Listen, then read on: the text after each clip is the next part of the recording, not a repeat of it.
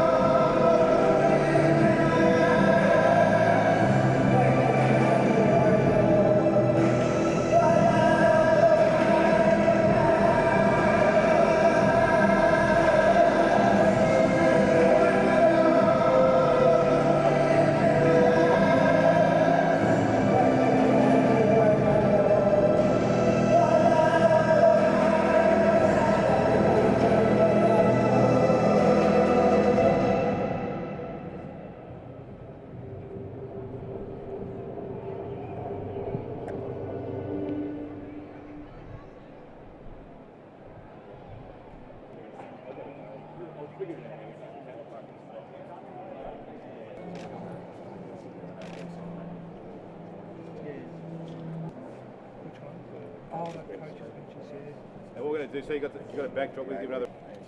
After we get all this media, paying some attention to the AFC. Yeah, no, it should be good. Good football stadium. Handshake? Yes, of course. Good luck.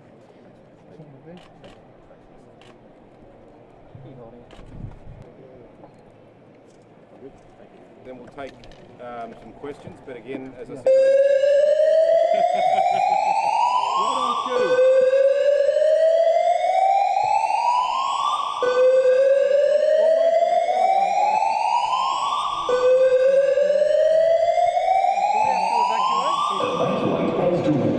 Evacuate as directed.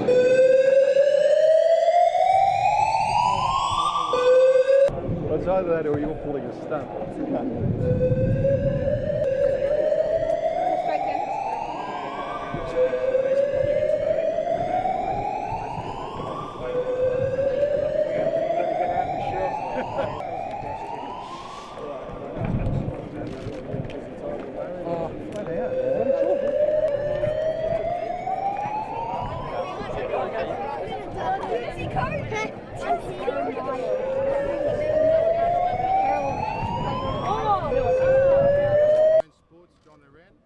MP for Lara, and on behalf of Football Federation Australia, I'm delighted with the Minister's elevation. He's a true football fan, so congratulations, Thanks, Minister, Tom. again. Thank you. Thank you for being here today. Thank you.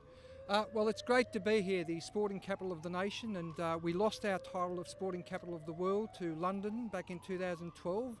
I, as the new Minister for Sport and Major Events and Tourism, plan on getting that title back. Of course, I'm here with Ange Postecoglou, the super coach of the Socceroos, and I really hope that we are successful on Friday, Ange, and the team is looking really good, and I'm sure that you'll make some comments about that. But we're here at the rectangular stadium. a wonderful stadium that was built by the previous Labor government, and what an investment it has been. When you look at this whole precinct, whether it's Rod Laver Arena, Hisense, or the MCG, or indeed the rectangular stadium behind us. You know, we've got a massive sport month coming ahead in January, and particularly around February as well. We've got the tennis, we've got the cycling events, we have, of course, the World Cup cricket, and we've got the Grand Prix. I can just go on and on about all of the events that will happen over the next few months in Melbourne. So it's great to be the Minister at this point in time. But the AFC Cup, of course, the Asian Cup, is huge. This is the biggest soccer event that Australia's ever had, and will be viewed by over 800 million people across the globe. And the first game, the opening event, will be in Melbourne, as it rightfully should be, because we are the sporting capital of the nation. And so 800 million people plus will be actually watching from right across the globe how wonderful we will conduct our AFC Asian Cup. And of course all of the associated jobs that come along with it.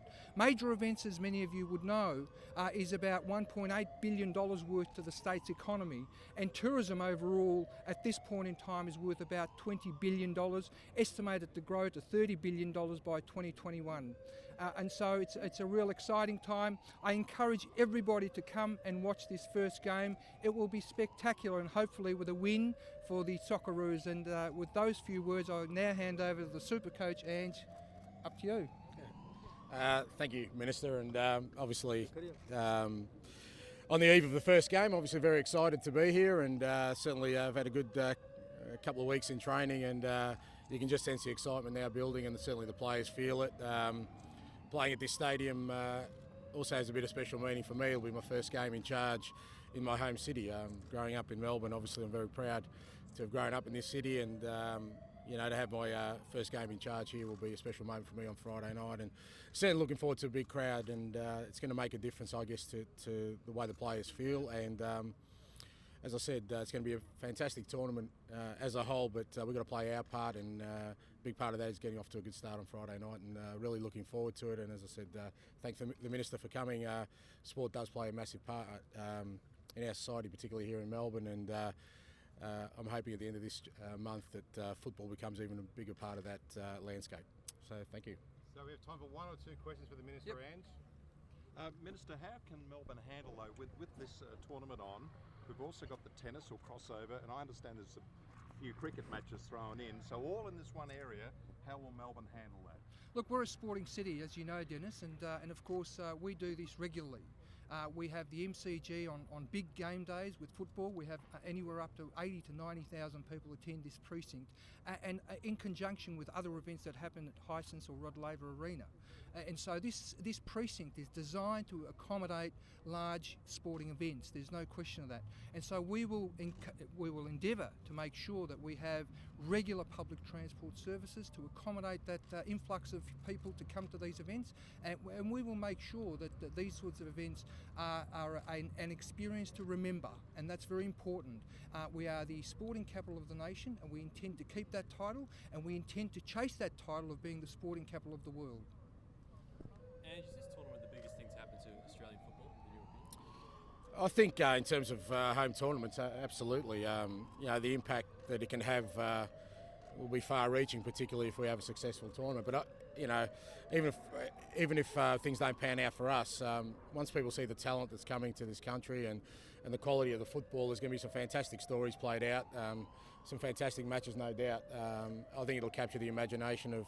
You know, Melbourne people love their sport, but Australian people in general, they love their sport, and I'm sure it'll capture their imagination. You focused a lot on the first game, a big game against Kuwait, a must-win really in terms of the context of the tournament. What do you make of them? What are their strengths, and how are you going to make sure that you get the most of it? Well, as you said, regardless of the opposition, first game is always the most important. So we've spent a lot of time, obviously, analysing them, but just as much time making sure we're prepared. We've had a good week of training, and to be honest, the boys can't wait for Friday night. As I said, we've been on the road for 12 months. To walk out to a sellout crowd on Friday night, it's going to make the boys feel a couple of feet taller, and I can't wait to get the game started. What about the camp itself, Ange? How are the boys? Yeah, all good. Everyone's fit and healthy, which is the most important thing. And keen competition for places, which is great from a coaching perspective. So next 48 hours, obviously, we'll make some final decisions, but everyone's great. Are you happy with all the venues that have been selected for this tournament? Oh, absolutely. And as I said, I'm a little bit biased, but I love the fact that we're starting here. Being a Melbourne boy, it is going to be a special moment for me, and obviously I coached Melbourne Victory prior to this in that stadium, so I can't wait, as I said, for the players to walk out and that national anthem to be sung on Friday night. I think it'll all hit home, just the enormity of the tournament, but more importantly just how well we host events. Okay folks, we're going to finish off with a presentation of thanks by Ange to the Minister, which is his first ever Socceroos shirt. Yeah, no, look, obviously the squad's been selected already, but we want to see as many of these shirts in the crowd on Friday night, and hope you're a part of the bigger team. Thank you Minister. very much. Thank you you very much. Go Socceroos.